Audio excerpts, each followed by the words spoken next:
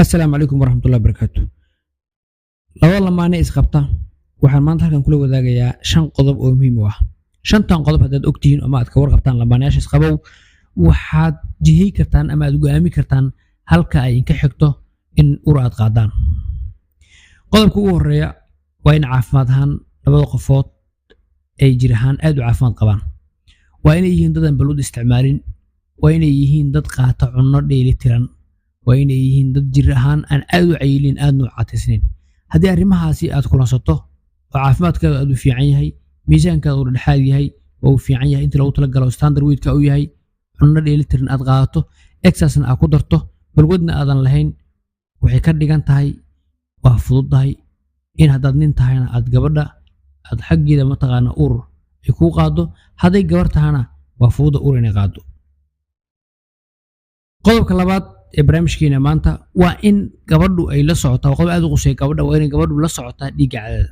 waxaan ula jeedaa imaashaha tirsiga labaad ama tirsiga kale kan hadduu joogo mana kan kale waa in gabadhu fahmi kartaa, waa inay xisaabsan kartaa, sababtoo waxaa ku jira waqti muhiim ah oo liya fertile period ama waqtiga bacriminta ay dhici karto, waana waqtiga kuxaanta la soo deynayo. waxaana waqtigaas loo xisaabiyaa qaab tirsi ah oo waxay gabadhu ka bilaabaydaa maalinta dhiigga caadada uu yimiday waxayna geynaysaa maalinta 14aad. 7 maalmood uu dhiiggu ku joogo 7 maalin ku dareeda. maalintaas waxay ku beegantaa maalinta kuxaanta la soo deynayo, waa in dadaalka hore iyo gadaal intaba laga wadaa. yacni maalmaha ka horeeya 14 sida 11 12 13 wixii ka dambeeya 15 16 17 ilaa 20 kala dadaala. sidoo kalena xataa gabadhu markay dhiig ka qabaysato in dadaalka la soo bilaabo. waxaa kaloo muhiim ah gabadhu inay fahmi karto haddii dhiiggu sidoo kale uu joogo 5 maalin 14 maalin ayay dib u tirinaydaa kaliya. yacni 5 maalin waxay ku dareedaa maalmaha kale 14 ka dhiman. taasina waxay ka dhigan tahay 9 maalin inay ku dareeyo. saas 14 maalin ku haysta. maalintaas waxay ku aadantahay maalinta kuxaanta la soo deynayo, waana in maalmahaas ka hor maalinta 4 ka hor la dadaalaa, maalinta 4 kadibna la dadaalaa. arrinkaas wuxuu saacidayaa in kulankii hadduu kulan uu yimaado insha Allah tacaala shahwadii iyo kuxaanta iyo kulmaha halkaas ay ka yimaadaan. sidoo kale waxaa la sheegaa waqtigaas in gabadhu isku garan karto in heerkulka jirkeeda ama yara wax qandhac camal ah iyo dhaxan inay dareemi karto. laakiin waa gabadha isla socotay oo iska warqabtay. kolkaas ay gabadhu jaaniska iska faa'iideysan kartaa. qodobka saddexaad waa in la sameeyaa kulan joogto ah. waa in lamaanaha isqabaa aysan kala safrin inta badan. waxaa arkaysaa dad badanaa xarumaha caafimaadka soo booqanaya, dad ninkiiba laga yaabo inuu safarri iska yahay, iska maqnaanayo 5 bil ama 6 bil 7 bil markuu yimaadno isbuucun uu joogayo. waxaa muhiim ah in saliga la isaga dhigto, halkaasna Ilaahay lagu baryo haddii wax la waayo ay ka dhigan tahay oo aad loo dadaalo. haddii jaanis Ilaahay kugu sii diyo oo markaas ku hesho lama diidana, laakiin haddii aad cabasho ka tahay inaadan uuraadan qaadin oo kale ama uur gabadhu aysan qaadin cabasho ka tahay, waa in waqti badan la isu huraa insha Allah tacaala, kulankan la badiyaa oo aad loo kulmaa. sidoo kale waa in stresska badan la iska yareeyaa. qodobka afraad wuxuu ku leeyahay stresska tirada badan iska yareey. haddii stress aad kugu badan yahay waxaad dilaydaa jirkaada tabarta ka dilaydaa, ugxaantada baabi'inaydaa, sidoo kale shahwadaada ayaad baabi'inaydaa. stresska tirada badan waa in la iska yareeyaa. sidoo kale waa in la qaataa qodobka lixaad wuxuu leeyahay waa in la qaataa fitamiin aad u fara badan. qaadashada fitamiinska tirada badan waxay kuu suurtagelinaysaa in jirka laga saaro waxa la yiraahdo free radicals ama sunta tirada badan ee laga yaabo in ugxaanta iyo shahwada intaba ay disho. haddaba waa in lamaanayaashu ay qaataan vitamins. qodobka shanaad wuxuu ku sheegayaa ama uu ku leeyahay waa inaad ogaataan in da'du ay tahay challenge ama taxaddi laga yaabo inuu xoogaa mataqaana ay saameyn ku yeelato uur qaadista.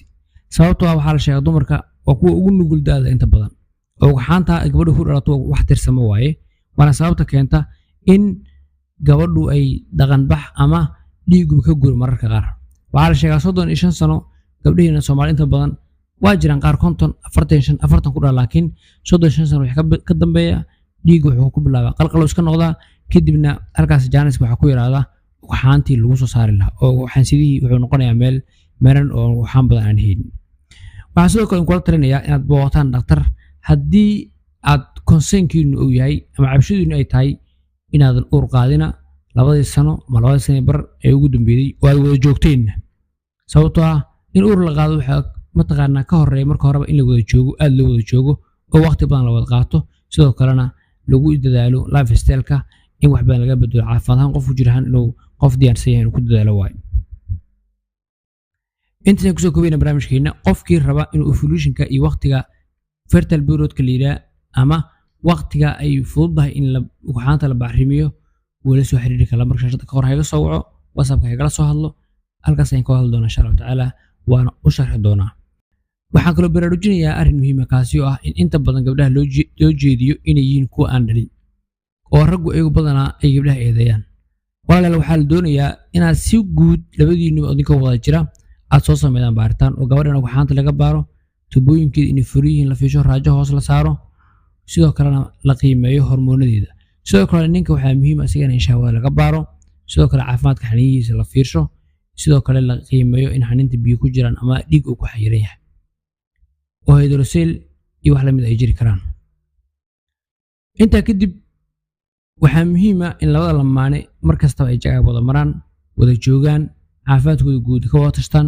allahna si guud wada baryaan oo ay arrimahooda ilaahay subxaanahu wa tacaala u wada bandhigaan oo aan la is eedeyn dadkana bannaanka ka hadla Soomaalidu waxay u badan yihiin dadka bannaanka ka hadla badan inta badan niyad su'aalo badan urma qaadin miya laguma qaadin miya ninkan waa la weerin gabadhan la weerin waxaa la rabaa in waxaasan dhig jara loo siinin aad caafimaadkiina ma taqaan adinku ka taxadirtaan isbitaal la booqataan sidoo kale ma taqaan isku dadaashaan isna niyad samaataan halkaasna Allah ku baridaan